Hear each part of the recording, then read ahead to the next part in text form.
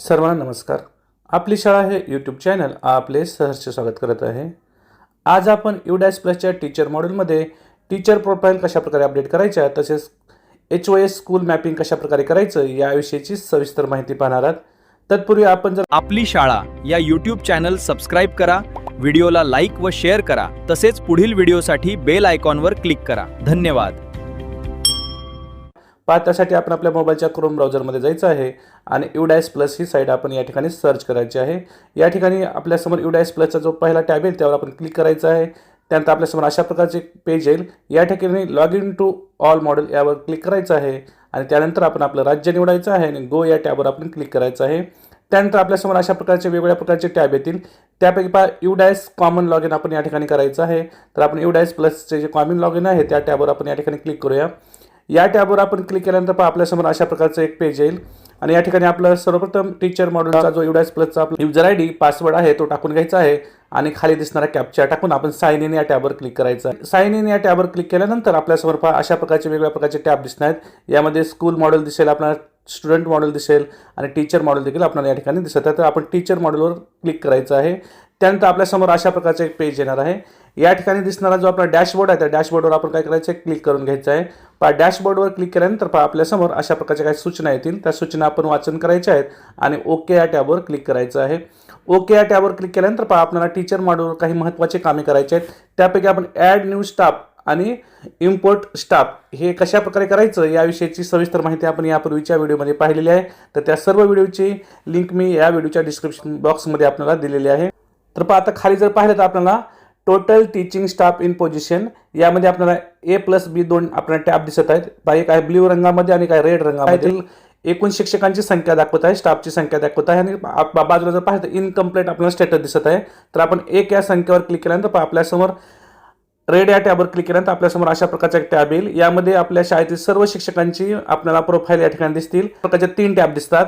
तर या ठिकाणी जनरल प्रोफाईल सर्वप्रथम आपल्याला अपडेट करून घ्यायचे आहे. त्यासाठी आपण जनरल प्रोफाईल या टॅबवर काय करायचं, क्लिक करायचं आहे.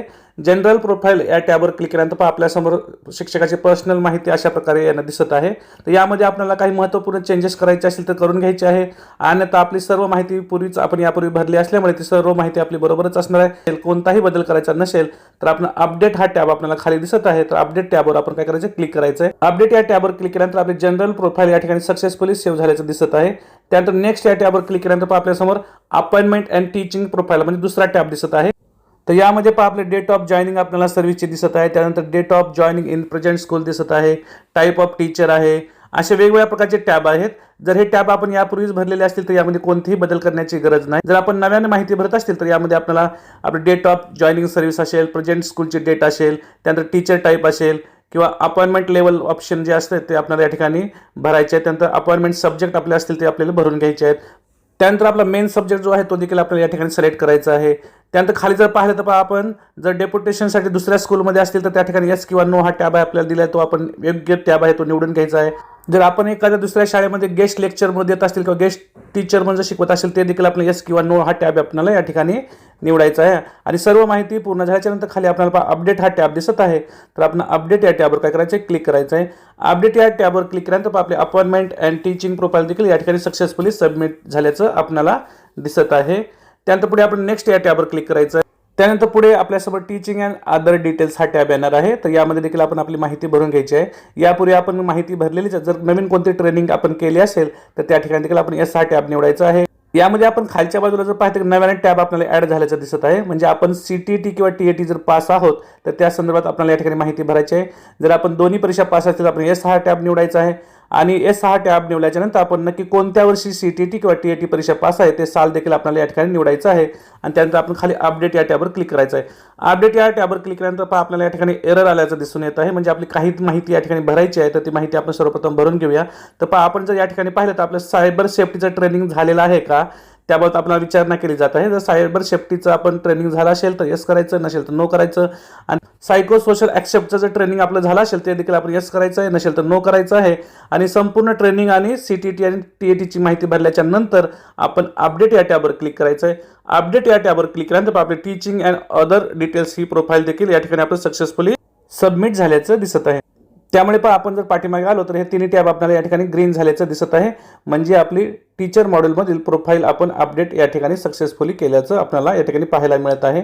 त्यानंतर आपण बॅक येऊया. पाठीमागे आल्याच्या नंतर आपण जर पाहिलं तर आपल्याला या ठिकाणी खाली टॅब दिसत आहे. जर आपल्या शाळेमध्ये काही पद रिक्त असतील तर रिक्त पदांची संख्या देखील आपल्याला या ठिकाणी लिहायची आहे. पहा, त्यासाठी आपण number of teaching staff required हा टॅब दिलेला आहे, आपण त्यावर क्लिक करायचं आहे आणि या ठिकाणी आपल्याला आवश्यक असणाऱ्या स्टाफची आपण संख्या या ठिकाणी लिहायची आणि खाली दिसणाऱ्या सेव्ह या टॅबवर आपण काय करायचं आहे, क्लिक करायचं आहे. सेव्ह या टॅबवर क्लिक केल्यानंतर आपल्याला number of teaching staff required he tab देखील सक्सेसफुली सेव्ह झाल्याचं आपल्याला या ठिकाणी दिसत आहे. त्यानंतर आपण खालच्या बाजूला जर पाहिलं तर या ठिकाणी आपलं एक महत्त्वपूर्ण काम करायचं ते म्हणजे मॅपिंग. त्यासाठी आपण मॅपिंग या टॅबवर काय करायचं आहे, क्लिक करायचं आहे.